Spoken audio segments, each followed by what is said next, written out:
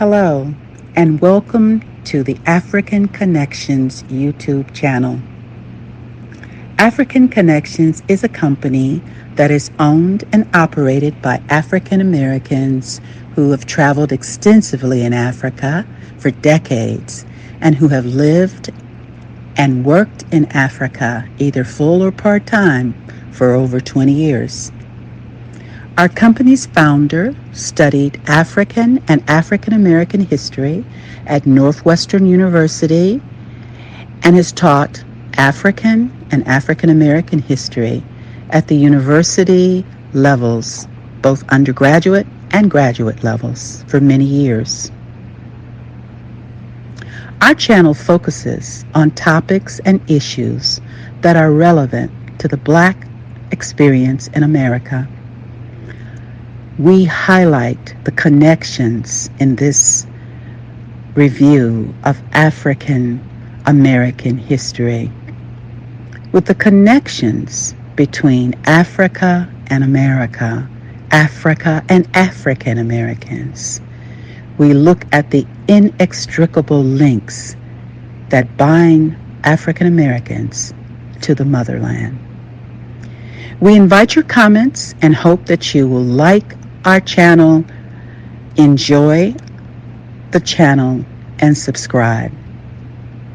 Our first series of episodes focuses on Juneteenth, also known as Juneteenth Independence Day, or Freedom Day, or Emancipation Day. Juneteenth marks June 19, 1865, when slavery ended in the United States after the Civil War. Juneteenth is a combination of the words June and 19th. It's an annual commemoration that has been celebrated by African Americans since the late 1800s. While Juneteenth became a federal holiday in the United States in 2021, there has been a noticeable increase in Juneteenth celebrations and general interest in the history behind Juneteenth since that time.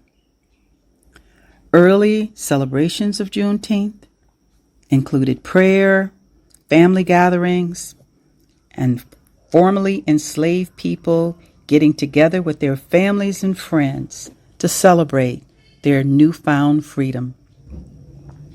Today, there are parades and festivals and other community celebrations to mark this important day in our history. Juneteenth affords us an excellent opportunity to reflect on our heritage and the Black experience in America. However, if we are really to reflect on our heritage, we cannot begin with our experience in America. Our history did not begin in America. Our history does not begin with slavery. Our history begins in Africa. So our 9-part Juneteenth series begins in Africa. We hope you enjoy our presentations, and we look forward to your comments, your likes, and please subscribe. It is a pleasure to be here with you today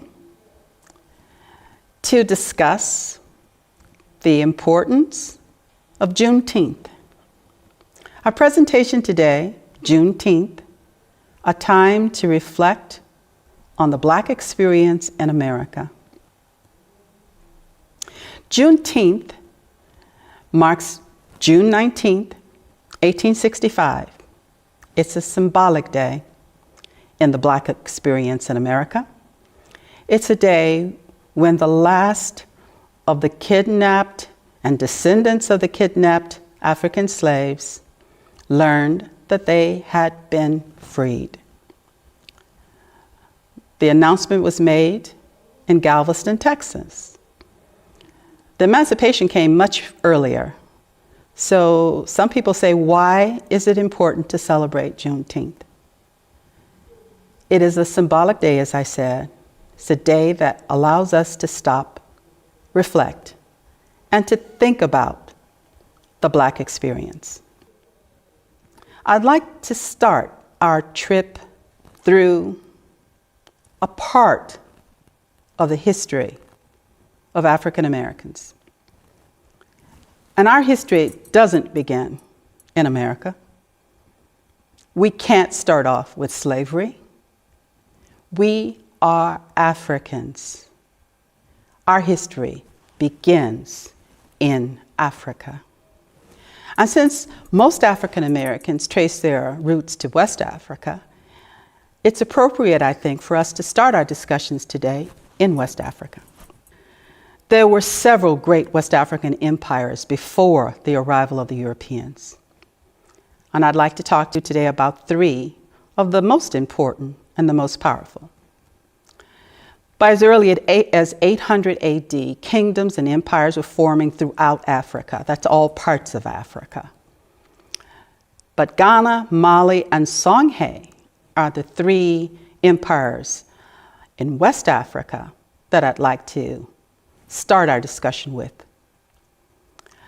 These empires were in countries that today we know as Mali, Senegal, Gambia, Mauritania, Ivory Coast, Ghana, Cameroon, Togo, Benin, and Nigeria. So that's across the West African coast.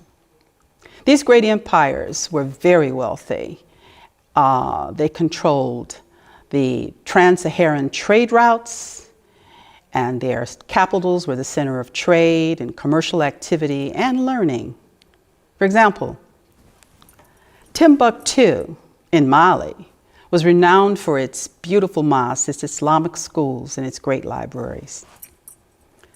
Its university library had millions of books. And actually today, there are over 700,000 of these books and manuscripts that have survived and are being digitized.